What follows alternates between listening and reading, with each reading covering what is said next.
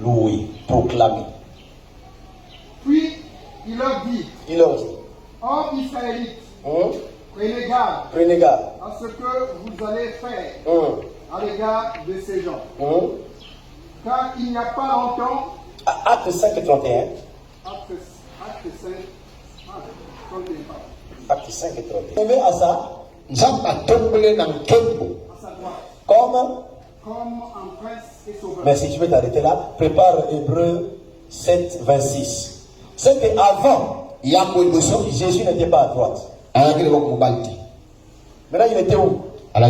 Prochain enseignement. Parce qu'il y a le côté gauche et le côté droit. Mais avant, il n'était pas à droite. C'est-à-dire que Dieu l'a élevé à sa droite. Il n'était pas là. Prochainement, pour gagner le temps. Hébreux 7, 26.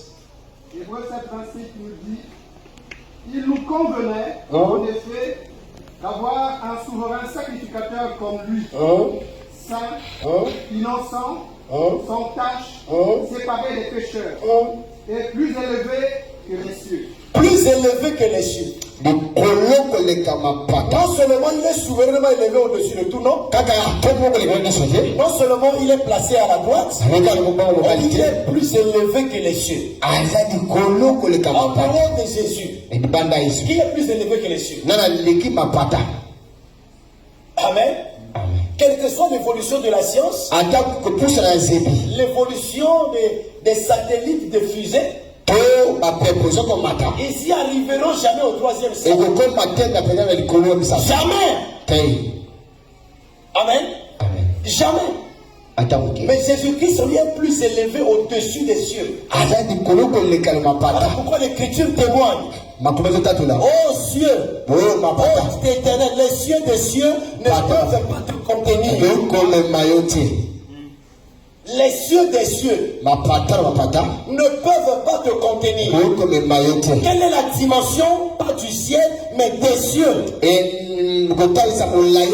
ainsi les cieux, pour lesquels nous ne connaissons pas les dimensions, ne peuvent pas contenir Dieu. Mais l'homme qui a une taille, 1m20, 1m25, 1m80, mais ce même Dieu-là habite en nous. Comment ne pas l'adorer? Comment ne pas l'exalter? Il connaît la dimension du ciel, il connaît la dimension des cieux. Mais malgré l'immensité des cieux, les cieux des cieux ne peuvent pas contenir Dieu. Mais comment une personne qui a une taille limitée peut contenir ce Dieu-là? Ça, c'est une grâce, c'est un privilège. Parce qu'on doit l'adorer, on doit le servir, on doit le suivre, on doit l'aimer, on doit l'accompagner, on doit l'honorer, on doit le célébrer, on doit le magnifier, on doit l'acclamer, on doit le témoigner, on doit le publier, on doit l'annoncer, on doit défendre Jésus.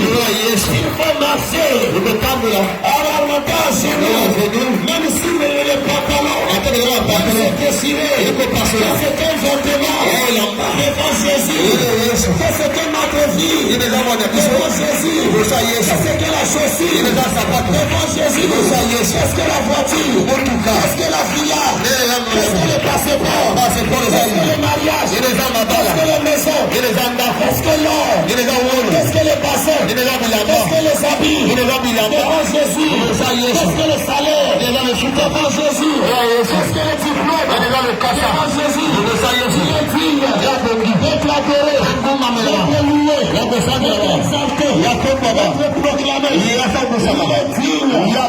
est digne.